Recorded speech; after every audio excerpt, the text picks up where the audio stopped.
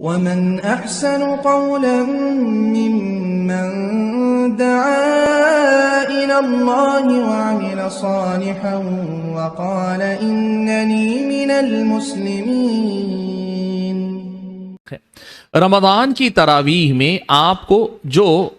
وظیفہ اخیر میں دیا جاتا ہے، پیسہ آپ کو دیا جاتا ہے، کہیں کپڑے بھی پہنائے جاتے ہیں، کبھی کسی اور طریقے سے تحفے تحائف لوگ دیتے ہیں، بہت کچھ آپ کی تکریم ہوتی ہے، کم یا زیادہ لیکن بہرحال ہوتی ہے۔ اخلاص کی جب ہم بات کر رہے ہیں تو اس مسئلے کو سمجھ لینا ضروری ہے۔ پہلا مسئلہ، کیا اس پر یہ پیسہ لینا رمضان کے اختتام پر آپ کے لیے جائز ہے؟ پہلا مسئلہ میں تفصیل میں گئے بغیر آپ کو بتا دیتا ہوں، انشاءاللہ جائز ہے، حرام نہیں، ناجائز نہیں، لیکن کوئی اس سے بھی آزاد ہو کر پڑھاتے، یہ زیادہ افضل ہے، یہ زیادہ افضل ہے۔ البتہ اگر آپ کو پیسہ دیا جا رہا ہے جائز ہے، لیکن اہل علم نے کہا کہ آدمی کو مطالبہ نہیں کرنا چاہیے، مجھے اتنا چاہیے، مجھے اتنا چاہیے، مطالبہ نہیں کرنا چاہیے۔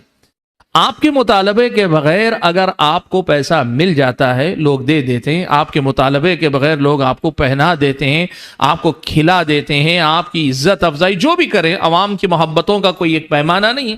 جو بھی کریں آپ کو انشاءاللہ وہ چیز لینا جائز ہوگا۔ اب یہاں مسئلہ اخلاص،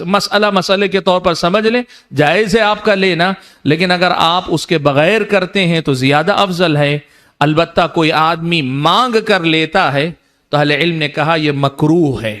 مانگ کر لینا مکروہ ہے، لیکن اس میں ایک بڑا اہم مسئلہ آتا ہے مکروہ ہونے کے ساتھ۔ آپ یہ تو پڑھا رہے ہیں، آپ کیا چاہتے ہیں؟ اگر آپ کا مقصود اللہ کی رضا اور خوشنودی ہے، لیکن اللہ کی رضا اور خوشنودی کے بعد آپ نے جو وقت دیا ہے اس کے بدلے میں لوگ آپ کو یہ پیسہ دیں یا اجرت دیں یا جو وظیفہ دیں، جو بھی لفظ آپ مناسب سمجھیں، یہ اگر آپ کی نیت میں داخل ہے تو کیا آپ کے اخلاص پہ اس سے فرق پڑے گا؟ جی ہاں، اخلاص میں کمی آئے گی، اخلاص میں کمی آئے گی، لیکن عمل پورے طور پہ ضائع نہیں ہوگا، اس لیے کہ آپ اللہ کے ساتھ مخلص ہونے کے ساتھ ثانوی طور پر یہ ویسے ہی ہے جیسے کوئی آدمی جہاد میں جا رہا ہے تو اسے معلوم ہے اگر میں جیتوں گا تو جہاد کے ساتھ مجھے مال غنیمت بھی ملے گا۔ بندے کو خالصتاً اللہ کے لیے جہاد کرنا چاہیے، لیکن اگر کوئی مال غنیمت کی بھی امید رکھے، اسی قدر اس کی نیت میں کمی،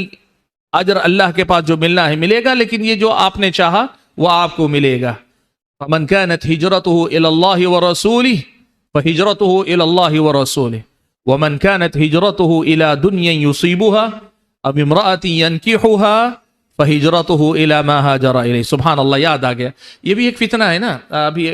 او امرأة يتزوج، امامت کر رہے ہیں اور آپ کے دل میں یہ خیال ہو، جتنے حافظ قرآن ہیں غیر شادی شدہ ہیں، آپ کے دل میں یہ بھی اگر نیت ہو کہ میری آواز اچھی ہے، کوئی مجھے رشتہ دے گا، تو یہاں بھی آپ کی نیت میں خلل آ سکتا ہے۔ مخلص رہیے، اللہ کے ساتھ مخلص رہیے، اللہ تعالیٰ نوازے گا، اللہ کے ساتھ مخلص رہیے، اللہ تعالیٰ نوازے گا۔ لیکن اللہ حفاظت فرمائے، اگر ہمارا مقصد وہ عبادت جو صرف اللہ کی رضا کے لیے ہونا چاہیے، وہ عبادت پوری کی پوری صرف دنیا کے لیے اگر ہم کریں گے تو پھر یہ ہم اور آپ کے عمل کو برباد کر دے گا، بلکہ الٹا ہمارے اور آپ کے عذاب کا سبب بنے گا۔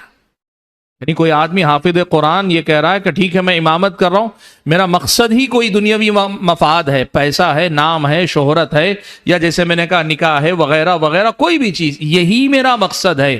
تب تو آپ کا عمل برباد ہو جائے گا، اور عمل برباد ہونے کے ساتھ ساتھ یہ خود نقصان ہے۔ سال بھر کی محنت چند پیسوں پہ سمٹ جائے، مہینے بھر کی امامت چند پیسوں کے بدلے میں بک جائے، یہ خود بربادی ہے، لیکن نقصان اس سے بڑا یہ ہوگا کہ اللہ تعالیٰ کے پاس یہ عذاب کا باعث بنے گا۔ نبی علیہ الصلوۃ والسلام نے کہا، حضرت ابو ہریرہ راوی ہیں، اول من تسعر بهم النار ثلاثہ، تین لوگ ہیں جن کو سب سے پہلے جہنم میں داخل کیا جائے گا۔ نبی علیہ الصلوۃ والسلام نے اس کے بارے میں تفصیل بیان کرتے ہوئے تین لوگوں کا جو ذکر کیا، مجاہد کا ذکر کیا، اللہ کی راہ میں خرچ کرنے والے کا تذکرہ کیا، اور تیسرے نمبر پر یا تیسرا جس کا اللہ کے نبی میں ذکر کیا، قرآن کا قاری، الذی کان یقرأ القرآن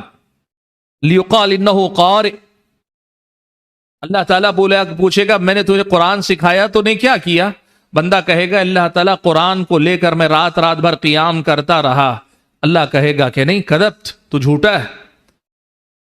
تم نے تو اس لیے پڑھا لیقال انکا قاری، کہا جائے کہ یہ بڑا اچھا قرات کرنے والا، بڑا اچھا قاری ہے، بڑا اچھا حافظ قرآن ہے. وقد قیل، اور یہ دنیا میں کہہ دیا گیا،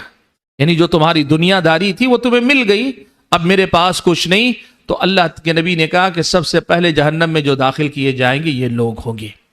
تو پہلی بات جو ہم اور آپ کو جس کا مجاہدہ، جس کا کی کوشش کرنی چاہیے، وہ اخلاص.